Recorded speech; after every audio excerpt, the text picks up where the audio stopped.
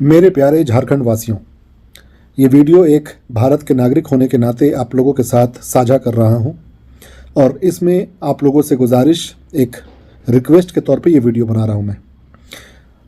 आने वाले कुछ दिनों में झारखंड में चुनाव होने वाले हैं और उस चुनाव के लिए हर पार्टियां जो हैं पूरे जोश खरोश के साथ और अपने पूरे ताकत के साथ इलेक्शन की तैयारी में लगी हुई है। झारखंड एक ऐसा राज्य है जहां प्रकृति ने बहुत कुछ दिया है, जहां की जनता बहुत ही भोली भाली है, जहां के लोग इस प्रकृति के साथ जुड़े हुए हैं, इस नेचर के साथ जुड़े हुए हैं। लोग मोहब्बत के साथ और आपसी एकता के साथ रहते हुए किस तरीके से अपने राज्य के अंदर में लोग जीवन व्यतीत करते हैं, इसको मैंने बड़े ही करीब से देखा है। देखिए, आपसे गुजारिश ये है कि चुनाव में इस वक्त जो पार्टियां कोशिश कर रही हैं उसमें भाजपा लगातार ये कोशिश कर रही है कि आपको जात, धर्म और एक दूसरे से नफरत फैलाने के नाम पर वोट ले लें। आपको बरगलाने की कोशिश कर रही हैं ये पार्टियां। लगातार हेमंत विश्व शर्मा हो गया, नरेंद्र मोदी हो गए या कोई भी भाजपा के बड़े नेता झारखंड में आकर आपको हिंदू मुसलमान का वो जहर पिला रहे हैं जो कि समाज के लिए आज नहीं तो कल नुकसानदायक होगा।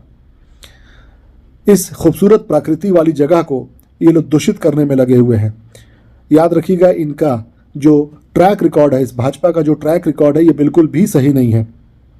ये आपके प्राकृतिक जो खजाना है, जो आपकी ज़मीन है, जो आपके जंगल हैं, ये उसको बेच देने का काम करने वाले हैं।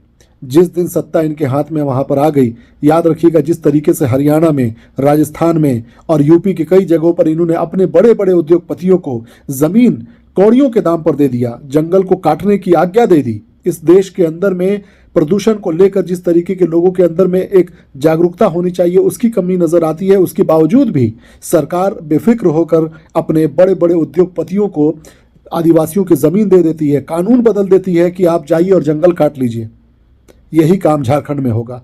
मैं ये नहीं कहता कि आप वोट अपने मन के मुताबिक ना दें, आप जिसको देना है वोट दीजिए, लेकिन इस बात को याद रखिएगा कि हिंदू मुसलमान के नाम पर ये वोट मांगने वाले लोग आपको आएंगे और किसी अब्दुल्ला के नाम पर आपको बरगलाएंगे, डराएंगे, धमकाएंगे। आपको किसी तौफीक के नाम, किसी रफ़ीक के नाम से डराएंगे, धमकाएंगे कि ये आ जाएगा, आपकी ज़मीन ले जाएगा, आपका न जाने नरेंद्र मोदी जो इस देश के प्रधानमंत्री, सोचिए उनकी भाषा कैसी है। वो क्या कह रहे हैं कि आपकी ज़मीन छीन लेते हैं, या आपका रोज़गार छीन लेते हैं, या आपकी बेटियां छीन लेते हैं। कितने शर्म की बात है। क्या एक देश का प्रधानमंत्री की भाषा ऐसी होनी चाहिए? क्या देश का एक प्रधानमंत्री ये कहता हुआ शोभा देता है उसकी ज़बान से कि इस देश के अंदर में कोई घुसपैठिया आता है, यानी कि आप सैनिकों पर सवाल खड़ा कर रहे हैं? क्योंकि बॉर्डर से कोई घुसपैठिया अगर हज़ारों की संख्या में आता है तो आपकी सरकार क्या कर रही है? या फिर आप झूठ बोल रहे हैं या हमारे सैनिकों पर सवाल खड़ा कर रहे हैं कि सैनिक हमारे बॉर्डर की देखभाल ठीक से नहीं कर रहे हैं। और अगर सैनिक देखभाल ठीक से कर रहे हैं तो ये घुसपैठिए की बात करके आपको बरगलाने वाला कौन है? इस देश के अंदर में सोचिए, कभी ये भाषण देते हैं कि कोई आपका मंगलसूत्र छीन लेगा, पता ये चलता है कि सोने का दाम ये बढ़ाते हैं, पेट्रोल का दाम ये बढ़ाते हैं, डीजल का दाम ये बढ़ाते हैं। जब दुनिया में पेट्रोल और डीजल का दाम नीचे जा रहा था, उस वक्त इन्होंने अपने पेट्रोल डीजल के दाम को घटाया नहीं और लगातार इस देश को लूटा।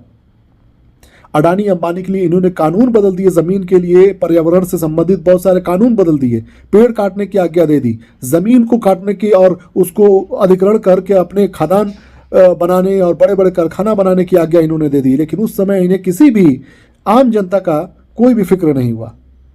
ये सिर्फ और सिर्फ आपको बेवकूफ़ बनाने के लिए आ रहे हैं झारखंड में। और देखिए, जिस तरीके से ये शासन कर रहे हैं, पूरे छल कपट हर चीज़ का इस्तेमाल ये कर रहे हैं। ये हर साम दाम दंड भेद हर चीज़ का इस्तेमाल कर रहे हैं। झूठ, फरेब, अपने सत्ता में होने की ताकत, पैसा, ईडी, आईडी, आईबी, सीबीआई, हर चीज़ का इस्तेमाल ये कर रहे हैं। और आपको एक दिन ऐसा होगा कि आप ठगे हुए महसूस करेंगे। मैं फिर कहता हूं, मैं वोट देने को नहीं कहता कि आप जिसको मन करे उसको वोट दें। आप बिल्कुल भी आप आज़ाद हैं इसके लिए, आप बिल्कुल जिसको वोट देना दें। लेकिन मैं बिल्कुल ये नहीं कहता कि आप वोट उसको ना दें जिसके प्रति आपको नफरत फैलाई जा रही है।